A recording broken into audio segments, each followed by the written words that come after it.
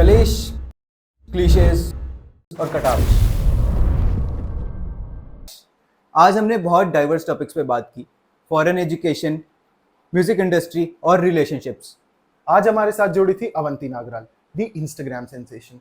अवंती से बात करके हमें पता चला कि फॉरेन एजुकेशन और इंडियन एजुकेशन में कितना डिफरेंस है।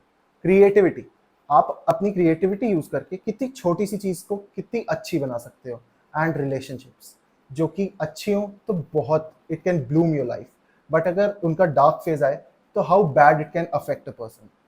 बिना ज़्यादा सस्पेंस क्रिएट किए, बिना ज़्यादा बातें करे, शुरू करते हैं आज के कटाक्ष। हाय अवंती एंड वेलकम टू कटाक्ष। Hello Avanti. So having you here with us बहुत ही अच्छी फीलिंग है, बिकॉज पहली बार हम लोग के साथ someone from our age who is very open to talking about things that need to be talked about है साथ में हम लोगों के। So it is a pleasure having you here on Kataksh. We wanted to ask first of all कि who is Avanti Nagral? Like आपने पढ़ाई कहाँ से की है? What is the background? How did she go about life? मैं कौन हूँ? That's what you're asking. मैं एक औरत हूँ. मैं एक बड़ी बहन हूँ. That's a huge part of my identity. मेरी पैदाइश बॉस्टन में हुई थी, and I've lived half my life between the US and India at this point. मैंने अपना हाई स्कूल इंडिया में किया था, बॉम्बे में, और कॉलेज मेरा बॉस्टन में वापस हुआ. I went to Harvard University for my undergrad, and I was also doing a dual degree with the Berklee College of Music. Harvard में मैं psychology और global health की पढ़ाई कर रही थी, and then at Berkeley I was focusing on voice and music business. और अभी मैं आधी ज़िंदगी बिताती हूँ. I'm in India about 7 months of the year, and then the rest of the time I'm in the US. And वो लोग कहते हैं ना, जब आपकी पैदाइश बाहर होती है, then you are in, say, an ABCD, American born confused desi. Luckily, I moved to India before I could get confused. So I'm American born, but मेरे ख्याल से I'm not confused in my identity. And I'm really grateful that I've had that equal exposure between the two. And I think it's also what allows me to talk about a lot of things. जैसे आप कह रहे थे ना कि अलग अलग चीज़ों के बारे में मैं बात करती हूँ. मैं इसलिए बात करती हूँ क्योंकि मैं जानती हूँ मेरी ज़िंदगी में I've been fortunate enough to have exposure, access, चाहे वो education के बारे में हो, चाहे वो अलग अलग चीज़ों के बारे में, because मेरे parents अलग देश में रहे हुए हैं, they're थोड़ा ज़्यादा open minded, for example. तो मैं जानती हूँ कि, और मेरे सब grandparents for example doctors हैं, मेरी नानी भी, दादी. तो उस level of education की वजह से मेरे घर में मैं कई चीज़ों के बारे में बात कर सकती हूँ जो मैं जानती हूँ बहुत लोग नहीं बात कर सकते हैं, और वो मेरे लिए नॉर्मल है. ऐसे नहीं है कि कई चीज़ों के बारे में बात करने के लिए मुझे दिक्कत नहीं हुई. It took a lot to get me to a place to be able to talk about some of these things with my family as well. पर वो एक्सपोजर की वजह से मैं जानती हूँ कि बात करने से ही बात बनती है, और अगर मैं कई चीज़ों के बारे में बात कर सकती हूँ तो मैंने देखा है हमारे जर्नी में कि अगर आप मतलब बात से शुरू करते हो, then you're able to open your mind to certain things, right? और उससे then you're able to actually start making change in different ways.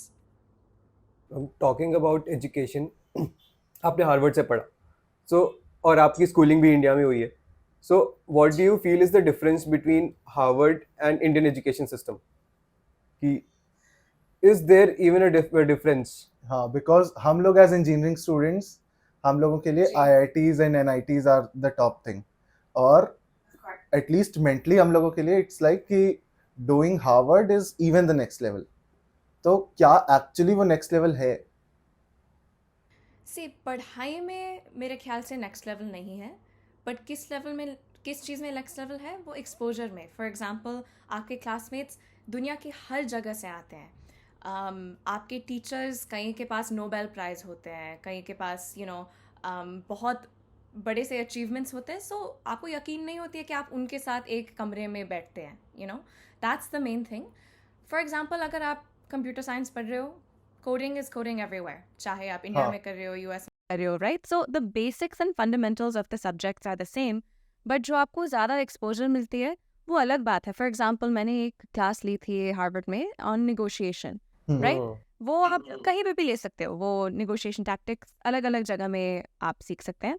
but the person who was teaching us, वो मुझे डिस्टिंक्टली याद है, वो एक हफ्ते मेरा एक शो था और मैं मेरे प्रोफेसर्स को इनवाइट करती थी कि मेरा शो है, अगर आप आना चाहते हो आप आ सकते हो. तो मेरे प्रोफेसर ने कहा, Avanti I am so sorry, मैं इस हफ्ते नहीं आ पाऊंगा because I am going to Israel and Palestine to Gaza to moderate the conflict there. और मैं कह रही हूँ प्रोफेसर मेरे क्लास में ये करना है करने. सो यू नो वो वो यकीन नहीं होती है, right? Even in terms of classmates, right? You have people who are national race car drivers, right? Or who have been on TV since they were 5 years old. या जिन्होंने जो लोग कैंसर रिसर्च की तरफ काम कर रहे हैं जब से वो 16 साल के हैं, and you know are actually making breakthroughs. Like you have people you're surrounded by, but at the same time आपको ये भी यकीन होती है कि हर इंसान चाहे जहाँ से भी हो वो एक जैसे ही है. You know, you go to college anywhere, उस एज ग्रुप में आप सेम चीज़ों के बारे में फिक्र करते हैं. You care about grades of course, but you care about मेरे दोस्त बन रहे हैं कि नहीं, प्यार हो रहा है कि नहीं, जॉब मिलेगा कि नहीं, चाहे जहाँ भी हो वो सेम है. वो स्टूडेंट्स का कोर सब जगह सेम ही होता है कि क्लासेस हाँ. बंक करनी है, मस्ती करनी है, वो सब जगह सेम ही है. Exactly. तो being the first person in the world to do a dual degree from Harvard and Berkeley at the same time, ये चीज कैसे हुई? तो क्या हुआ था, मुझे हार्वर्ड में एडमिशन मिली. It's been so long now. In 2014 basically एक अर्ली राउंड होता है और एक लेट राउंड होता है. तो अर्ली राउंड में 2014 में था. I graduated from high school इन 2015 और मैंने गैप ईयर ली थी क्योंकि मैं तभी परफॉर्म करती थी professionally. Like I used to do professional theatre and a bunch of other things. तो मुझे एक अपॉर्चुनिटी मिला एक थिएटर शो करने के लिए जो इंडिया में टूर हो रहा था. और मैं 17 साल की थी और मैंने कहा चलो इस समय मेरे कोई दूसरी जिम्मेदारी नहीं है. यू नो जब आप 22 के होते हो 23 के होते हो यू हैव थोड़ा सा प्रेशर. जिम्मेदारी एट 17 इतने सारे जिम्मेदारियां नहीं थी. Fun is मैंने the सोचा कि only अब responsibility. you don't have that pressure कि आपको कई लोगों को है बट मुझे नहीं था एट द टाइम कि मुझे अपने परिवार के लिए कमाना है, right? But at 22 23 it's a different pressure. तो उसकी वजह से आई वाज लाइक अगर मैं अभी नहीं एक्सप्लोर करती तो कभी एक्सप्लोर कर सकती हूँ, इतना यू नो रिस्पॉन्सिबिलिटी फ्री. तो वो शो हो रहा था, अलग अलग चीज़ें हो रहे थे. That's the year I started writing music as well. मैं ग्लोबल हेल्थ में भी काम कर रही थी. बट लॉन्ग स्टोरी शॉर्ट मैंने सोचा कि ओके मैं देख सकती हूँ और क्या ऑप्शंस है, क्योंकि मैं जानती थी कि हार्वर्ड में मैं ऐसे चीज़ों के बारे में पढ़ाई करना चाहती थी. बट मैंने देखा कि Berkeley which is one of the top music schools in the world, Boston में भी था. तो मैंने ईमेल किया कई लोगों को और बोला कि हेलो मुझे हार्वर्ड में भर्ती मिली है और मैं यू नो थोड़ा सा मतलब मैं आने वाली हूँ, तो मैं कई शायद एक क्लास को ऑडिट कर सकती हूँ या लोगों को मिल सकती हूँ या कोई वर्कशॉप्स हैं. और कई लोगों ने मुझे ईमेल किया और बोला चलो आकर मिल लो, हमें आपसे बात करनी है किस चीज़ के बारे में. So I was going anyway 2 months later in the summer and मैं गई और उन्होंने कहा कि they've been considering this programme for a long time. मतलब 10 साल 15 साल से वो प्रोग्राम कंसिडर कर रहे हैं. बट क्या होता है ना एकेडेमिया में इतने सारे हर्डल्स होते हैं, लूप होल्स होते हैं, एडमिनिस्ट्रेशन, इससे अप्रूवल उससे अप्रूवल. जैसे कि आप सोचो अगर आप इंजीनियरिंग कॉलेज में हो इंडिया में और आपको गैप ईयर लेनी है, आपको पूरे देश से सिग्नेचर लेनी पड़ेगी अगर ऐसे कुछ करना है, right? So that same bureaucracy exists everywhere. और उन्होंने कहा कि हम ये कंसिडर कर रहे थे बट देख रहे हैं अगर इंटरेस्ट होगा, आपके ख्याल से इंटरेस्ट होगी या नहीं? तो मैंने कहा हाँ ज़रूर होगी इंटरेस्ट. Obviously मैं होगा. तो I am an ideal candidate but मेरे ख्याल से और लोगों को इंटरेस्ट होगी. एंड ये नई चीज़ नहीं है. मतलब जैसे एक यूनिवर्सिटी का नाम है ब्राउन यूएस में, and they have a dual degree with the RISD which is the Rhode Island School of Design which is one of the top art schools. Harvard का भी एक ऐसा प्रोग्राम था with the New England Conservatory which is a classical music college. तो ऐसे programmes नए नहीं हैं but to get it established with different colleges is different. तो मैंने कहा मुझे तो बहुत इंटरेस्ट हो गया. उन्होंने कहा ठीक है. So I think they were going to roll out the program a couple years later, but उसकी वजह से they kind of accelerated the process. तो उन्होंने कहा आपको बर्कली में अप्लाई करना पड़ेगा और अगर आपको वहाँ पे एडमिशन मिलती है तो फिर हम कंसिडर करेंगे जॉइंट प्रोग्राम के लिए. So वो सब हुआ and then basically by the time I started, वो प्रोग्राम को चालू कर रहे थे, which is why I ended up being the first person. मेरे बाद the year after me there were 7 people, the year after that, you know, अभी 7 से 10 लोग होते हैं हर साल, बट मैं तो बहुत एंथू थी, तो इसलिए उन्होंने कहा ठीक है इनको ही ले लेते हैं। I mean the Berkeley process was completely separate, उसका ऑडिशन था, अगर if I wasn't at the level to be accepted there, then वो नहीं होता, right? You have to kind of be accepted to both, and then हाँ. they consider the joint. और problem नहीं थी, बट क्योंकि मैं अकेली थी, I was kind of the guinea pig. मतलब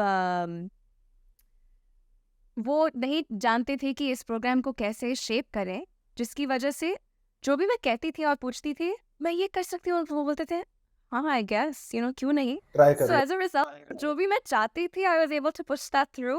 But also, ऐसे programs में it would be nice to have चाहे seniors या mentors या you know administration में कोई तो जिसके पास आप जा सकते थे. And I was able to piece that together, but there was nobody. So थोड़ा सा वो loneliness महसूस हुई because मेरे दूसरे क्लासमेट सिर्फ एक ही कॉलेज कर रहे थे. जब मैं और दोनों के कॉलेज के वाइब बहुत ही अलग थे.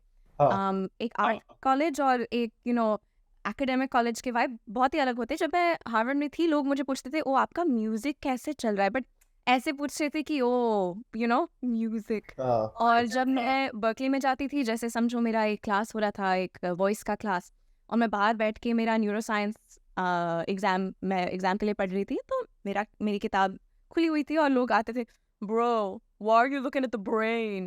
You know, vibe से मैंने कहा कि I fit in at both and at neither, and that's okay because that's been my whole life. I felt like that about my identity my whole life, right? कि मैं जब मैं India में होती हूँ, लोग मुझसे ओ बट आप थोड़ी अमेरिकन हो, जब मैं वहाँ पे होती हूँ ओ बट आप इंडियन हो. So you know I've come to, and जिन चीज़ों में मुझे इंटरेस्ट है, for example, of course music, art is one of the biggest things, but मुझे हेल्थ, एजुकेशन, अलग अलग चीज़ों में बहुत शौक है. और and I have always been you know कि अलग अलग चीज़ों में इंटरेस्ट, तो लोगों को कभी कभी समझ नहीं आती है. उनको लगता है you need to pick a lane, and you know क्योंकि उनके मन में they want to be able to label you to understand you, right? अगर कोई कहता है इंजीनियर, ओ ठीक है मैं जानती हूँ इंजीनियर क्या है, but that's a very limiting label, right? We all have multitudes, और हम सब के पास अलग अलग चीज़ें हैं, चाहे हम हॉबी के जैसे करें, चाहे हम प्रोफेशन के जैसे करें, चाहे जो भी वो रोल प्ले करता है हमारी ज़िंदगी में. But unfortunately we haven't reached a place where we are comfortable understanding. जैसे आप इंजीनियरिंग पढ़ रहे हैं, Yeah. but you are engineers, but you're also podcasters, but you also have a creative side, right? And कई लोगों को वो शायद समझ नहीं आएगी, but you have to keep doing you, because eventually it's about what you care about and what you build, and वो noise निकलेगी and they will all come around eventually. I think इसके लिए ही there's the proverb that you do you, कि obviously people will always have something to say, but Of course कुछ लोग कहेंगे, लोगों का काम है कहना, you just chill and do your thing. Talking about your content, जैसा आपने बोला आपको बहुत चीज़ों में जगल करना, आपको इट्स योर एबिलिटी, ठीक है. ये बहुत लोगों में नहीं होती है कि एक साथ कई चीज़ें कर रहे हैं. और आपने पहले म्यूज़िक कवर्स बनाने शुरू किए, फिर ब्लॉग्स किए, म्यूज़िक वीडियोस शुरू किए, स्टैंड अप भी आपने ट्राई किया है.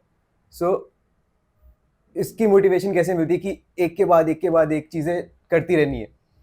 बिकॉज आई थिंक जब लोग स्टार्ट करते हैं कोई चीज़, कंटेंट क्रिएशन स्पेसिफिकली, तो दे हैव एन इमेज कि मैं पॉडकास्ट करूँगा, मैं स्टैंड अप करूँगा, मैं कमेंट्री वीडियोस बनाऊँगा. But when we look at your content, it's like कि things keep coming in, right? तो वो चीज़ कैसे हुई? So पहले मैं क्लैरिफाई करना चाहती हूँ, मैंने स्टैंड अप नहीं की है, but I do music improv, which is a form of, I guess, comedy. I'm not a funny person. I do not want Yes. to offend the comedy community, but because मेरा theater background है, मैं वो दोनों करती हूँ, and I've of course performed at different places. But you're right, मैंने अलग अलग फॉर्म्स के साथ एक्सपेरिमेंट की है, मैं अलग अलग चीज़ों के बारे में बात करती हूँ. एक दिन शायद एक म्यूज़िक कवर आएगा, दूसरे दिन मैं सेक्स एजुकेशन के बारे में बात कर रही हूँ, तीसरे दिन मैं मेरी आजी के साथ वीडियो बना रही हूँ, चौथे दिन मैं एक नया गाना रिलीज कर रही हूँ. So you know there is that variety, and मुश्किल है because at the end of the day हमारे ये जो प्लेटफॉर्म्स है, चाहे यूट्यूब हो, इंस्टाग्राम हो, जो भी प्लेटफॉर्म पे हो, it's at the end of the day it's an algorithm and it listens to machine learning. और उसकी वजह से if you niche out, right, मैं commentary videos बनाता हूँ तो मैं सिर्फ commentary डालने वाला हूँ, then you will grow faster numerically. क्योंकि the algorithm will be like, okay, commentary, just serve to commentary audience, serve to commentary audience, serve to commentary audience. और उसकी वजह से you will grow a little bit faster. But the only issue with that is often what happens in those cases is लोगों को किस चीज़ से पहचान होती है? ओ आप commentary videos बनाते हो, but आप कौन हो लोग नहीं जानते. हाँ, You know? definitely. And there's that slight difference. मैं क्या चाहती थी कि मैं as a person, I care about multiple things. तो अगर ये platform है जहाँ पे मैं multiple चीज़ों के बारे में बात कर सकती हूँ या दिखा सकती हूँ, I want to be able to do that. And मैं जानती हूँ कि उसकी वजह से sure maybe I don't grow as fast numerically, but as a result, people from different fields know who I am. And the core audience, हमारा core जो fans है या जो भी community बुलाना चाहते हैं, they are there for you, the person or the persona. Avan tribes. और आप What? exactly और आप जो भी करते हैं वो उसको support करेंगे या मतलब there are things they like, there are things they don't like और मुझे वो I don't care as much. It used to bother me, you know, because पहले हम you know artist की जरिए हम कोशिश कर रहे थे कि that is the main identity. But अगर आप कई दूसरे वीडियो से आए हो, अगर आप कई दूसरे इंटरव्यू से आए हो, मुझे कोई फ़र्क नहीं पड़ता है अभी, because you're coming for a reason, right? चाहे आपको मेरी आवाज़ पसंद है in terms of my singing voice, चाहे आपको मेरी आवाज़ पसंद है in terms of the things I talk about, चाहे in terms of the way I interact with people, मेरे लिए सब आवाज़ के बारे में है, right? At the end of the day. And what I've also realized is I have a lot of friends who, for example, they became viral instantly from one topic and they've tried to branch out, but वो कठिन होती है because हाँ, when you're known for just one thing, then people just expect that from you, right? So अगर आप एक शायद जो भी सुन रहे हैं, if you are trying to get into this space or if you are somebody who also wants to build in multiple spaces, मेरा small piece of advice होगा कि I call it the sandwich method. समझो you are known for one thing, right? And let's just take an example of a week. That one specific thing, post that on a Monday, Wednesday, and a Friday.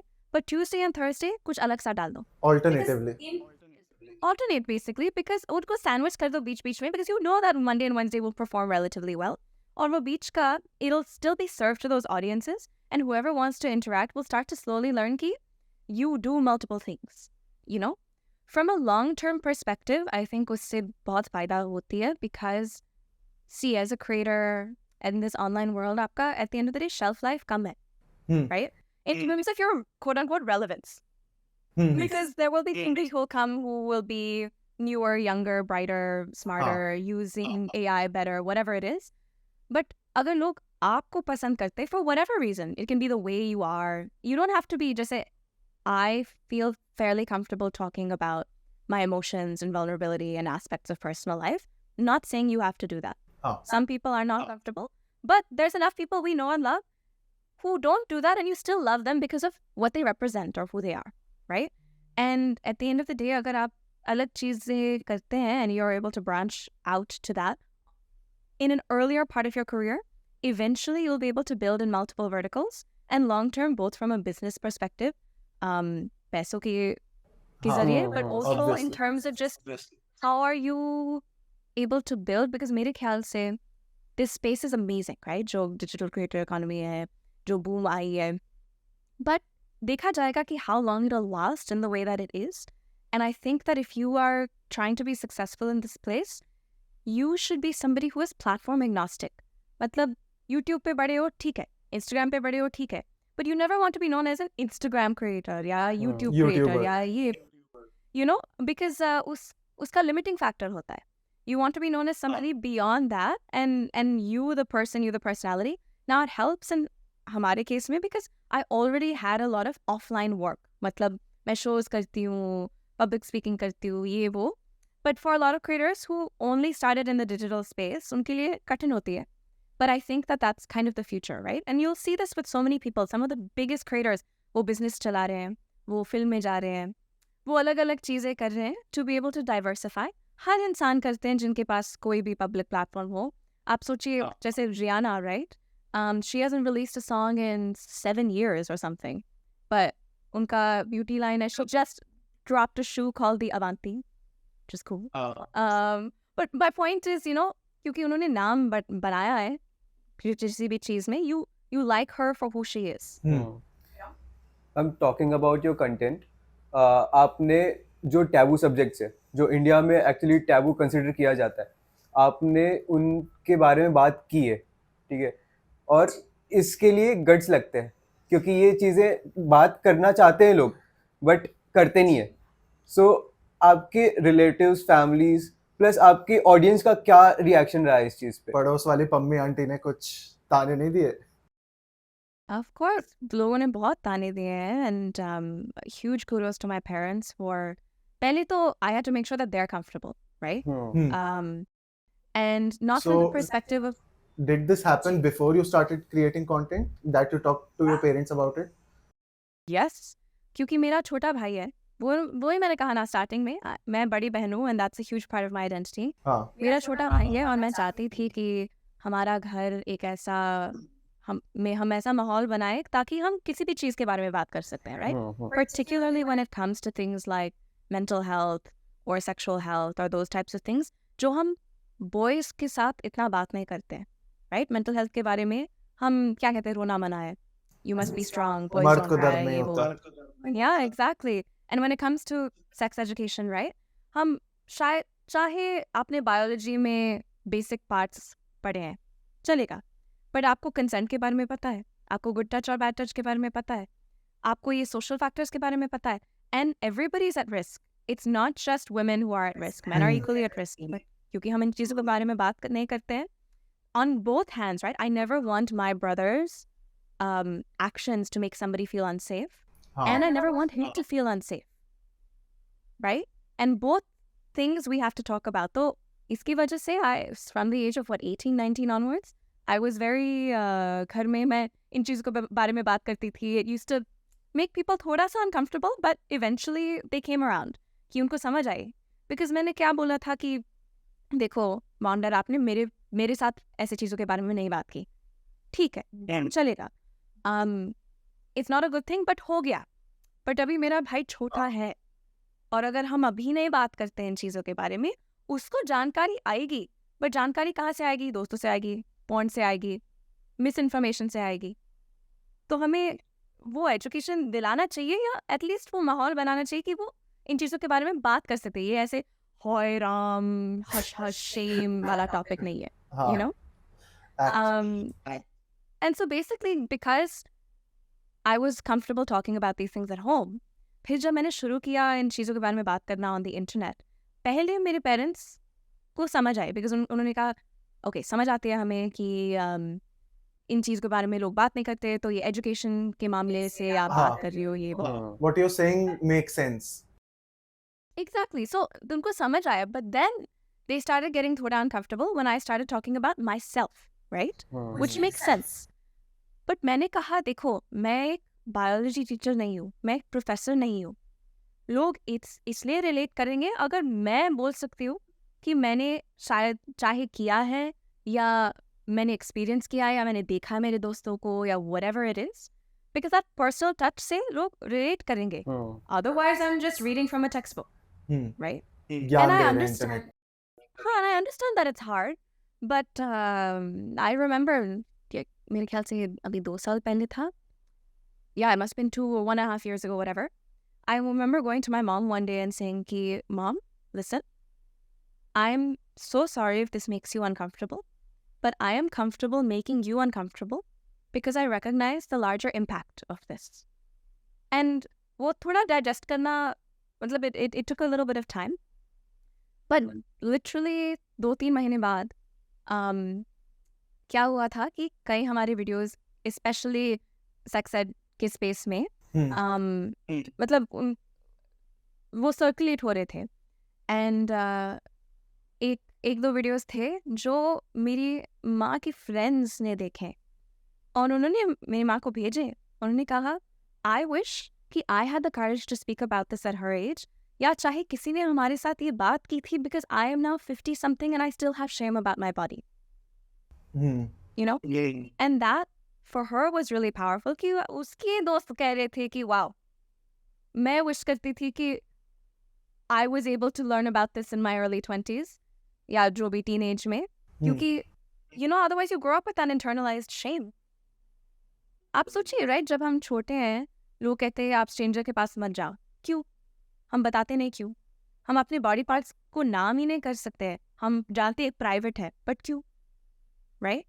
और I mean, I am just putting out a trigger warning, but at the end of the day unfortunately हमारे देश में बहुत से बलात्कार होते हैं, harassment होती है, अब्यूज़ होती है, and children as young as 6 months old, 1 year, 2 year, 3 years, if they're not given the knowledge and education कि hello ये मेरा body है, अगर कोई मुझे uncomfortable feel कर रहा है, I need to say it and I need to be able to, right?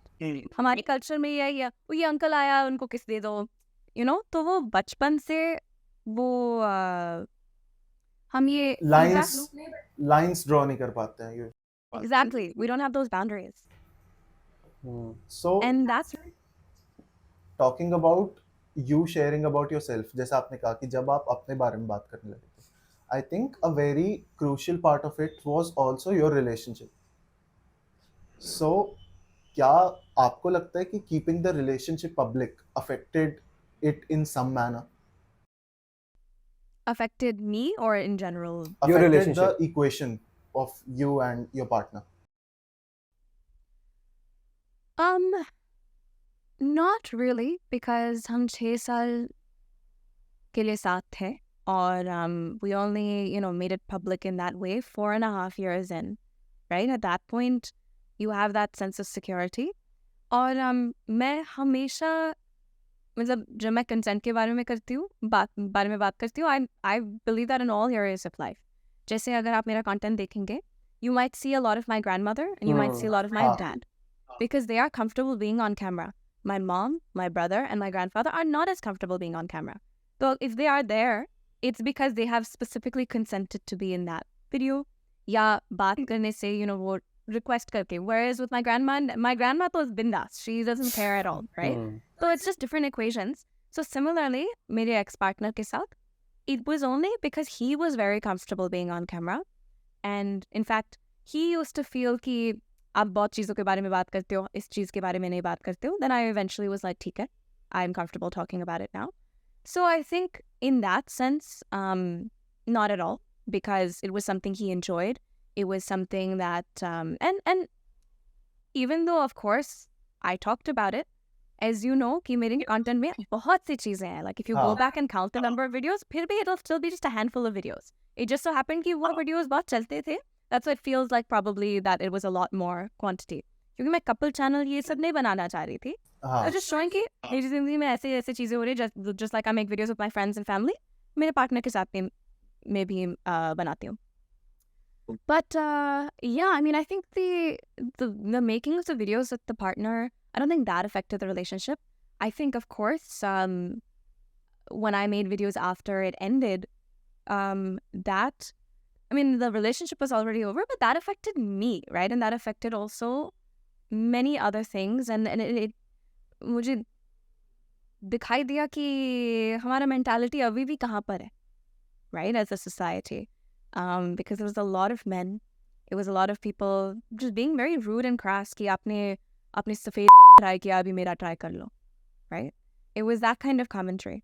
And it was funny because मैंने मेरे ex partner के बारे में कुछ बुरा नहीं कहा. मैंने reason दी थी because I knew if I didn't give a reason, लोग उसको attack करते.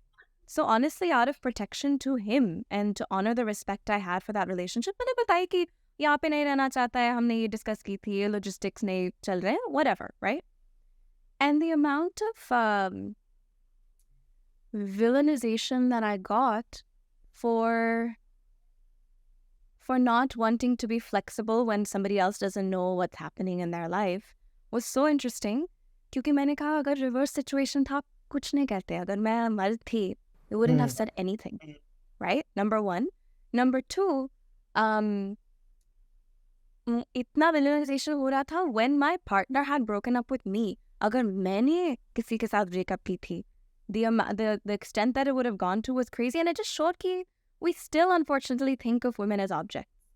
और जब एक औरत को के पास platform हो, voice piece हो, then we get threatened, right? Because otherwise, why would all these men in their 20s give a shit, to be honest? I released a song around the same time और गाने पे बहुत comments आए कि ये लड़की monetise कर रही है ब्रेकअप को गाना बनाने के साथ and so many people dude Taylor Swift क्या करती है, आरियाना ग्रांडे क्या करती है, जो भी आप सिंगर को जान, जस्टिन बीबर क्या करते हैं, वो गाना बनाते हैं, वो उनकी मतलब दैट्स देयर आर्टिस्ट्स की art revolves around their life and it was just very funny to see because हम वो चाहे okay they're big artists right but even there's other artists who are maybe similarly mid-sized or big slightly big or whatever it is जिनकी music हम सुनते हैं and we know it's coming from a personal place but we don't have an issue with it because we don't feel like we know them or actually we don't feel like we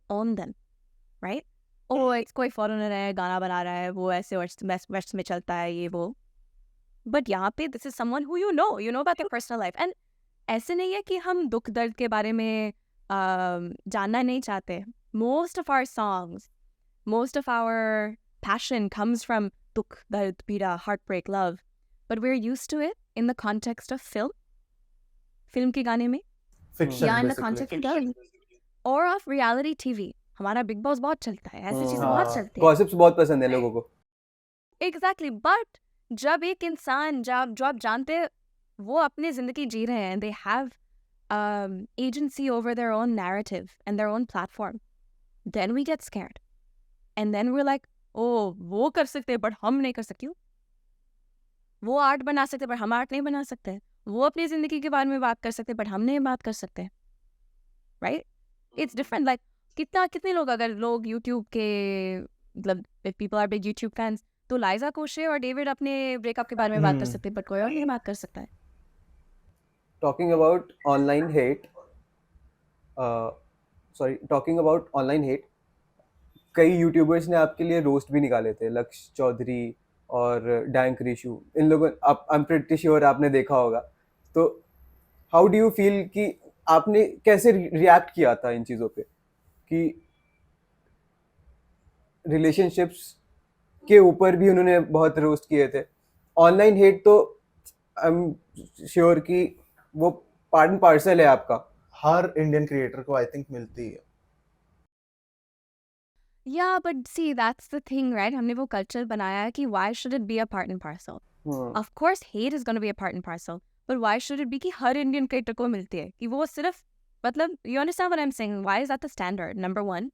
Number two, see, at the baseline level, I understand कि ये लोग क्या करते हैं? Roast video बनाते हैं, comedy video बनाते हैं. उनको कोई सब्जेक्ट चाहिए. At the time, I happen to be the subject, तो वो अपना जॉब ही कर रहे हैं. चलेगा. But the problem is not them. I mean, they are the source. The problem is the audience they attract who is not necessarily understanding कि क्या सच है क्या नहीं.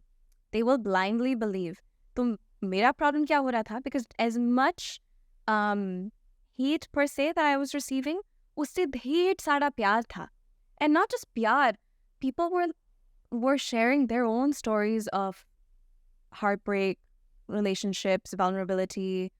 They used to think कि मैं पागल थी, meaning not me, but they thought they were crazy for feeling a certain way, and to see somebody feeling that way and feel comfortable sharing that made them feel validated. कि हाँ ठीक है, लोग मतलब ये and I get it. मेरे ये heartbreak होने से पहले अगर कोई बोलता था अगर मुझे बहुत दर्द हो रही है, मैं रो रही हूँ इसके बारे में, मुझे भी लगता था कि अरे इतना क्या हो सकता है. But unless you go through it आपको पता नहीं है उसका पेन क्या है. और आप सोचिए 6 साल कोई कम टाइम नहीं होता है, right? in any case the point being कि the audience that attracted right was so मेरा प्रॉब्लम क्या था कि these were these looky men for the most part who were then coming and fighting with random people in our comment section. और अगर आप एक 28 साल के मर्द हो और एक 14 साल की लड़की के साथ फाइट कर रहे हो, प्लीज कोई जॉब ढूंढ लो, राइट? कुछ और तो you should have in your life beyond being able to do that, in my opinion.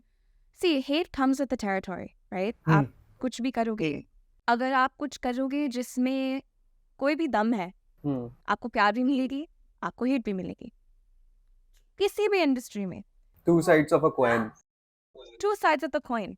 But the difference is, I have no problem with criticism, right? अगर आप criticize कर रहे हो, especially अगर आप constructively criticize कर रहे हो कि मुझे आपकी आवाज़ पसंद है, but इस गाने में ये अच्छा नहीं था, right? Or I feel like you could have spoken about this slightly differently. Of course, now a year and a half later, would I have done something differently with that whole situation? Absolutely, I'm a different person today. But मैं जानती हूँ, अगर मैंने कुछ भी अलग किया था, वो भी लोग pick up कर सकते थे, right? So you're never gonna win. And honestly, it comes with the territory, but at the same time, people need to understand that there is a human behind all of this, right? लोग sure content लोग देखते हैं अपने entertainment के लिए या सीखने के लिए या escape के लिए जो भी, but इंसान भी होता है. Do you think people sometimes forget कि जो content वो consume कर रहे हैं वो actually एक इंसान का है and what they say about it will affect the human behind the camera? I think people so हमारा audience बहुत ही they're amazing, and जब भी मैं इनको मिलती हूँ पब्लिक में, they're so lovely. वो मतलब बात करते रहते हैं 20 मिनट के लिए अलग अलग चीज़ों के बारे में. Whenever I meet someone, it's not like, oh, selfie bye, right? But there's still enough people who I've been in situations where कभी कभी क्या होता है, let's say I'm sitting at dinner, right? और look at, oh, is that her? Phone check कर रहे हैं कि ये इंसान है कि नहीं. Sure हो रहा है. But the way they'll talk about it, and I get it, right? Because it's new. Just like जैसे हम बचपन में शायद अगर हमें एक actor देखते थे या whatever, we would have this, oh, our actor has come to life. Similarly, क्योंकि आजकल ये हमारा TV है, लोगों को लगता है मेरा phone, it just come to life. Like I've had people be like, my Instagram has come to life. I'm like, hi, मैं इंसान भी हूँ. Yeah. Especially when it's like, oh, ye wali ladki, and then they'll take secret photos of you. What that does is it's fine, and it's human behavior, but hello, मैं इंसान भी हूँ, and I can understand what's going on. अगर कोई question है, hello कह दो. Sometimes you're in your personal space और वहाँ पे ऐसा होता है तो. I believe internet is a brutal place. लोग कंटेंट के लिए बहुत कुछ करते हैं, जैसे आपने बोला ना, फोटोज खींच लिया, प्राइवेसी ब्रीच की, वो सिर्फ कंटेंट के अराउंड ही रिवॉल्व हो रहा होता है. What's the funny thing is लोग जैसे आप कह रहे थे वो लोगों ने hate videos बनाए, जो भी बनाए, their biggest criticism of me was कि मैं उसके बारे में content बना रही हूँ. आप कौन सा content बना रहे हो? आप मेरे content के ऊपर content बना रहे हो और उसको monetize कर रहे हो, उसके अंदर brand deals ला रहे हो, right? So it's hypocrisy at the end of the day, but it is what it is, right? हमारी दुनिया इस पे जीती है, it's fine. But there is a certain line, right? People need to understand कि इंसान है लोग, number one. Number two, there's certain things that are just not okay to say, right? For example, समझो कि a year from now or even now, अगर मैं वो video delete करना चाहती हूँ, let's say, मैं नहीं कर सकती. क्यों? Because there's so many videos made about it that if I delete the primary source, then that's the only thing people will believe. And also, अगर if you take that video down today, तो the people who have been talking shit about the video, उन लोगों को एक standpoint मिल जाएगा कि even she realizes कि गलत की तब video हटा दी. Of course. And it's funny because I remember कि मैं नाम नहीं लूँगी, but I went on somebody's channel who was थोड़ा सा, who has the audience that would have hated on this. मैं इसलिए गई, उन्होंने invite किया था podcast के लिए, because मैंने सोचा कि at least I need to be able to tell my side of the story. In that, honestly, I felt like a politician कि मैं opposition के side में जा रही हूँ just to be able to share, right? और मैं उनके podcast में गई, and it's funny, जब उन्होंने teaser निकाला, इतने hate comments आए कि मैं बता ही नहीं सकती. और जब episode निकला, the number of people in the comments were like, oh my god, I judged a book by its cover. I didn't even realize, all of these things. I actually hadn't watched the video. I hadn't even heard her speak. मैं meme के जरिए से जा रहे थे, right? Basically they were basing it off of some random thing. They heard that she's actually intelligent. She's actually whatever in their minds, the biases they had. In fact, it was a complete 180 to the degree that that person actually took the video down because usko zyada But it just goes to show कि in our world today, हम जैसे, for example, memes के हिसाब से, we all know Salt Bay. Do you know anything about it, about that man? Nahi. If you see, and some people do, he's actually an incredible chef, right? But if you see him, you'll be like, hey, Salt Bay. So I understand for a period of time. कई लोग अगर मुझे देखते हैं, hey, break up लड़की, right? I get it. I get the mentality. But you have to be able to move beyond that and realize there's more there. There's more to people. And, you know, talking about relationship, आपने कुछ ऐसा सीखा है अपने past relationship से जो आप अपने नेक्स्ट रिलेशनशिप में अप्लाई करोगे? लाइक एक कोई ऐसा की फैक्टर जो आप चाहोगे कि इस रिलेशनशिप में तो बिल्कुल ना हो? of course, बहुत चीज़ें सीखी हैं. You know, there were many things that I appreciated about that and that relationship and the and was really grateful for that I know that I want in future ones as well, right? But there's many things also कि मुझे पसंद नहीं आए, and those are more private things, right? जो भी मेरे हमारा equation था, जो मैं जानती हूँ कि अगर वो repeat होए, that's not a good sign, right? And so हर चीज़ एक learning experience होती है, and I am super grateful for that learning experience. And you know, ever since then, I've been in the dating world, or you kind of have a sense once you've already gone through something like that and इतना long relationship कि आपको क्या, I think आपको ज़्यादा sense होती है कि आपको क्या नहीं चाहिए. And कई लोगों को लगेगा कि oh, it must be about where the person is from, the kind of, नहीं, ऐसे चीज़ों के बारे में नहीं है. It's more about the baseline equation जो आप share करते हो, कई qualities जो आपको पता है कि at the time मुझे लगा कि those were awesome, but I've realized longer term that's not going to be useful, right? Because it'll create problems. And हर इंसान के लिए वो अलग अलग चीज़ है, जो मेरे लिए red flags है आपके लिए green flags हो सकते हैं, and vice versa.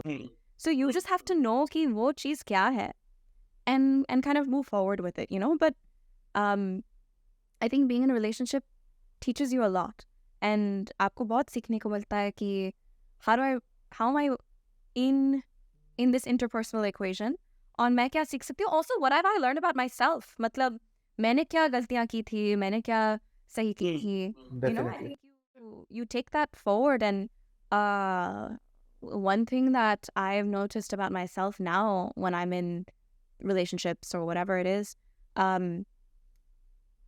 because of the way the last one ended, और जो ये public की scrutiny हुई, and then some other experiences जो मुझे हुए after that in romantic worlds, मेरी anxiety बहुत ही बढ़ गई. I was paranoid, right? You can imagine उस situation से क्या होता है. तो unfortunately 2 साल पहले, if I had to characterize myself, मैं कहती कि मैं एक बहुत secure इंसान हूँ, especially in a relationship.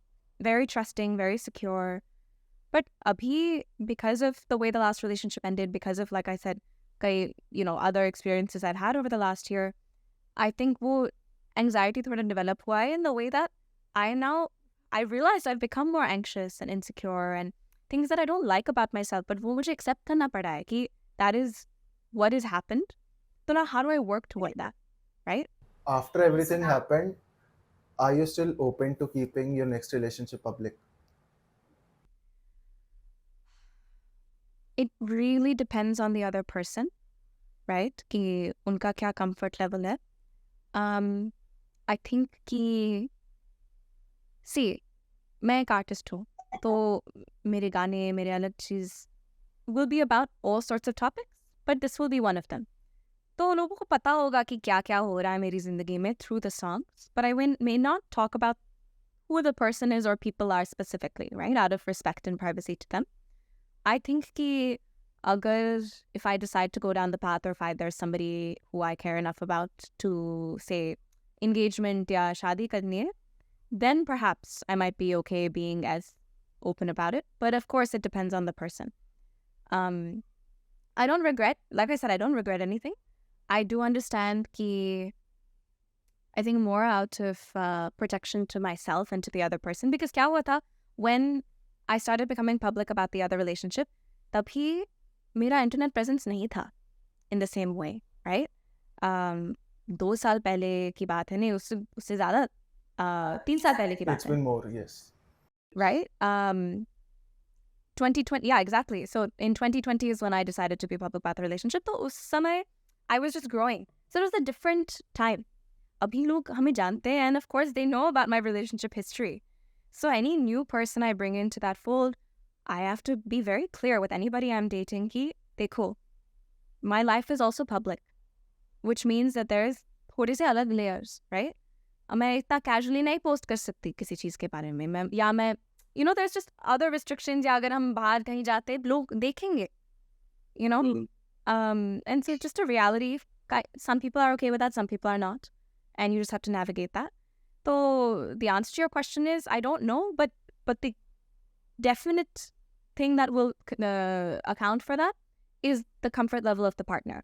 अगर समझो वो comfortable है या वो share करना चाहते हैं, then I might consider it. But likely, if it's extremely serious and I'm committed in some way, let's say we get engaged or something. About the specifics. Are you currently dating? I have been in the dating world, like I said, so I'm exploring, but yeah. हम लोग generally बात करते हैं male toxicity की, but it's rare that we talk about female toxicity. But I think you are the one who can talk about and tell others about these things. So I want to ask कि female toxicity होती क्या है? First of all, क्या होती है? Is it even a legit thing? I mean, see, इंसान toxic होते हैं, चाहे वो मेल हो, फीमेल हो, नॉन बाइनरी हो, जो भी है. But see, male toxicity comes not necessarily from men, but it comes from the patriarchy, right? It comes from an oppressive system that they feel comfortable. Or क्या होता है कि कई मर्द चाहे, like let's say they don't fit into this typically masculine avatar. For many of them, because they've been told, oh, आप थोड़े feminine हो, ये हो, they end up becoming what we call toxic masculine because they think that that's their compensation mechanism to be accepted, right? Females में मैंने क्या देखा है, the form of toxicity in my opinion comes from scarcity. उसका मतलब क्या है कि हमें लगता है, क्योंकि for सालों भर हमें बताया गया है कि हमारे लिए एक ही स्पॉट है, 10 स्पॉट है, उसमें से एक औरत के लिए मिलेगी या 2, ज़्यादा से ज़्यादा, the rest are for men.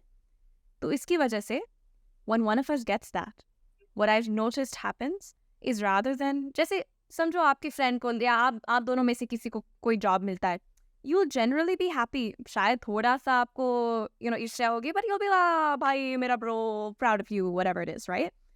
But औरतों में मैंने क्या देखा है कि वो ऐसे नहीं होती है, because we are so used to एक ही spot that we become very protective of that, और हम इसकी वजह से ज़्यादा jealous हो जाते हैं, ज़्यादा वो जो लोग movies में आप देखते हो ना, this catty behavior, whether that's over boys or whether that's over opposition or whether that's over, it comes from scarcity. It comes from ये feeling कि limited resources हैं, तो अगर किसी एक को मिलता है हमें पकड़ना पड़ेगा. थोड़े कंजर्वेटिव हो जाते हैं चीजों को लेकर. Yeah, but in my opinion that's the silliest way to approach things, because ये change तभी आएगा जब हम resources को बढ़ाएंगे सबके लिए. अगर हम सोचते हैं 2 ही स्पॉट है, ठीक है, बट उन 2 spot, instead of saying 2 spot है तो हम कैसे उसमें बैठ सकते हैं, why don't we say ज़्यादा स्पॉट बनाते क्यों नहीं है? Why are there only 2 spots in the first place, right? How do we create more opportunity? And I have been very lucky to have a lot of female role models in my life. तो मैंने देखी है the power of an older woman being supportive of you, right? But बहुत लोग ये नहीं देखी है. And for example, in the music industry, one of the most toxic industries in my opinion, because everybody's fighting for the same thing.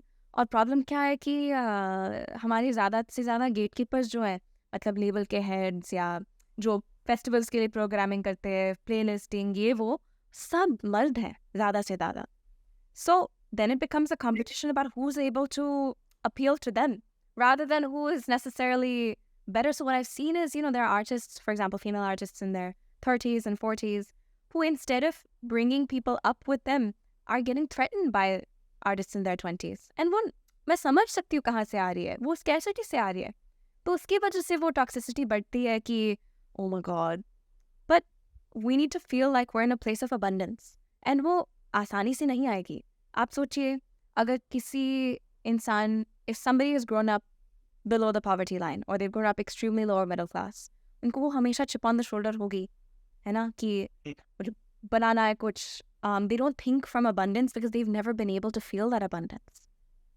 But मेरे ख्याल से if you're in a place that you have that abundance, right, then you should give it back twofold because that's the only way we're going to grow. Talking about the music that has happened, what is your songwriting process? Because we have recently been on the podcast with Raman Sharma, or he said कि उनके लिए there is not a single process of songwriting. It comes from within. He starts recording his memos और फिर वहाँ से वो record करने लगते हैं songs. का एक point तक तो उन्हें realize भी नहीं होता है कि वो गा क्या रहे हैं till he hears his own memos. तो क्या ये एक artistic procedure आपका भी है और there is another way about it? Her artist का प्रोसीजर अलग होता है. What he is talking about for himself, that's the case with everybody, not necessarily his approach, but every artist has something called a song seed. मतलब जो भी एक चीज़ हो, एक बीज हो जिससे वो गाने की आइडिया उगती है. Meaning, for somebody that can be a beat, for somebody else that can be a lyric, for somebody else that can be a theme, for somebody else that can be a voice note. जो भी हो, whatever that small initial seed is, how do you then grow that, right? Also, अलग-अलग process होती है because some people write alone, some people write with other people. I've done both. My preference is collaboration करना. क्यों? For example, मैं piano बजाती हूँ और मैं गाती हूँ. But मेरे ख्याल से मैं melodies को ज़्यादा अच्छा compose करती हूँ जब मैं गिटार के साथ कर रही हूँ. So, दो options हैं. एक तो मैं गिटार सीख लूँ, दूसरे तो मैं लोगों के साथ collaborate करूँ.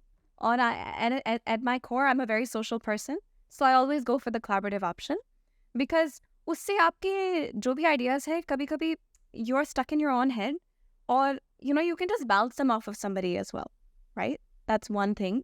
The other thing is it really depends. मेरे कई गाने हैं जो I've literally sat down at the piano and because I've been feeling so emotional, या जो भी है, and I just really need to release, मैं बजाने लगती हूँ and what I sing is what you hear on the record.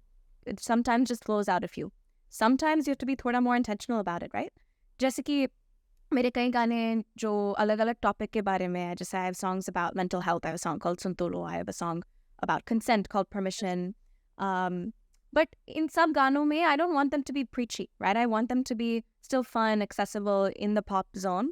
तो उसमें थोड़ा ज़्यादा intention लगता है, right? Where you have to come कि like ये theme है, but how do I make it accessible? How do I make the lyrics fun? How do I make the beats? And different things. I'll give you an example. This song Permission, अगर आप सुनते हैं, what I did was मैंने bedroom playlists के BPM research किए. BPM मतलब beats per minute. So the basic rhythm, right? हाँ. Most bedroom playlists have one or two general zones range के हिसाब से of beats per minute. And one of them is the average thrusting speed. Okay? क्योंकि लोग वो गाना bedroom में सुनते हैं. तो मैंने सोचा, okay, that's the general zone. उसको इस rhythm के हिसाब से बनाते हैं. And we'll make the song feel like it can be on any of these playlists. But उसका जो message है, वो message हम ये नहीं करें consent is the king, no means no. हम ये करें permission, admission, right? Making it sexy. Because that, at the end of the day, will permeate more in somebody's brain when they are trying to go to music as an escape, Just an example, or like with Suntono, for example, हमारे chorus में, we have a solo voice, my voice, which is saying Suntono, quite soft. And then you have chorus, which is my voice layered and a couple other voices, with जो society कह रही है, right? And we were trying to mimic कि जब आपको ये feeling महसूस होती है कि कोई मुझे सुन नहीं रहा है, then how do you feel? You feel like you have all these voices in your head that are drowning out your own. So you know what I mean? It's very intentional, every part of that process. It's not just in the writing, it's how you execute it. But the best writing, in my opinion, comes from honesty. आप किसी भी चीज़ के बारे में मतलब गाना लिख सकते हो, पार्टी के बारे में गाना लिख सकते हो, रबर बैंड के बारे में गाना लिख सकते हो, किसी भी चीज़ के बारे में. बट अगर वो honesty नहीं है, तो वो ही है, right? जब we connect with a song because either we relate to it or we feel कि जिन्होंने गाया है, they relate to it so much कि हमें वो feelings महसूस हो रही हैं. So it has to be one of the two. So what according to you is your best piece of work जो आपके दिल के बहुत close हो, your songs? I think the best is yet to come for sure. But Jin releases में से, I think I honestly Suntolo has a huge place in my heart. I think recently मैंने 3-4 दिन पहले हम एक NGO में गए थे और वो women's empowerment के बारे में बहुत काम करते हैं. तो there were a lot of women from different backgrounds who for them accessing education बहुत बड़ी बात होती है, right? और उन्होंने Instagram पे देखा होगा तो उन्होंने बोला आप गा सकते हैं हमारे लिए ये वो. तो मैंने कई गाने गाए, मैंने सुनतो भी गाया और वो गाना गाने के बाद लोग रो रहे थे क्योंकि उनके दिल को छुआ कि चाहे मेरा गाना हो वो रहने दो, बट क्लियरली उसका जो मैसेज था they were feeling it inside, right? तो मैंने टाइम एंड टाइम अगेन वो उस गाने के बारे में देखा है कि लोगों को छूती है in whatever way. So that for sure. And then I think my most honest song is a song called Give Up. Okay. So आप इनमें से कोई एक गाना हम लोग के व्यूअर्स के लिए अगर सुना सको तो, because सुन तो लो actually I also like it very much, but I'd like to hear it live from you once. Of course. Let me see. अगर मैं उसका track थोड़ा ला सकती हूँ, it'll add to the vibe. So let me see if I have it here.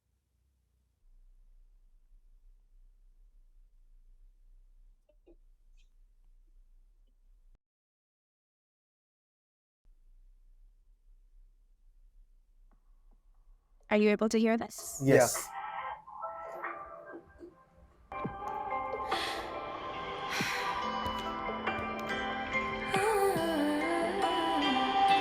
एक बात कहनी थी पर थोड़ी सहमी थी, कह दूँ तो क्या होगा, सोचा बहुत रोका, सब कुछ रोसा है, धुंधला धुआं सा है, लड़ने को दिल रोता पर अब नहीं होता.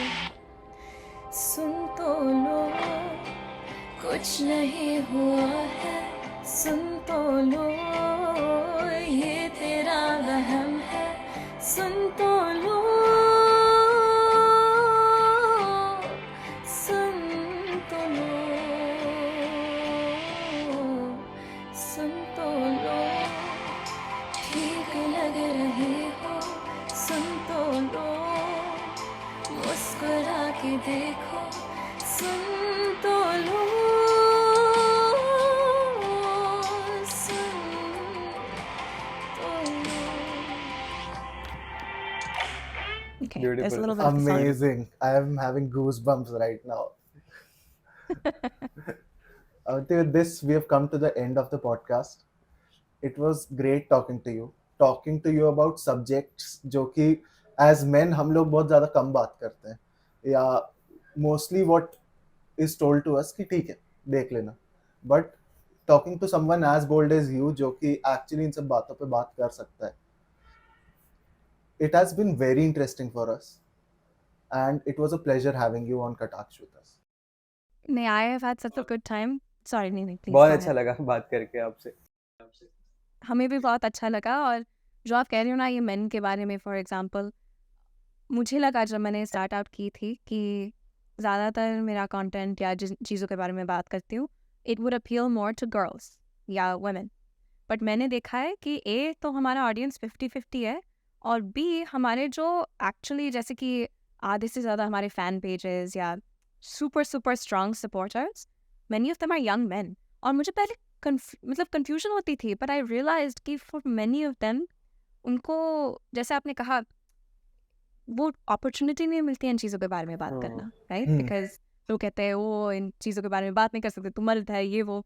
And I am of strong belief कि you can be, for example, you can be a feminist, you can be somebody who cares about a lot of different things and you can be somebody who supports all types of expressions, right? That's the whole point of it.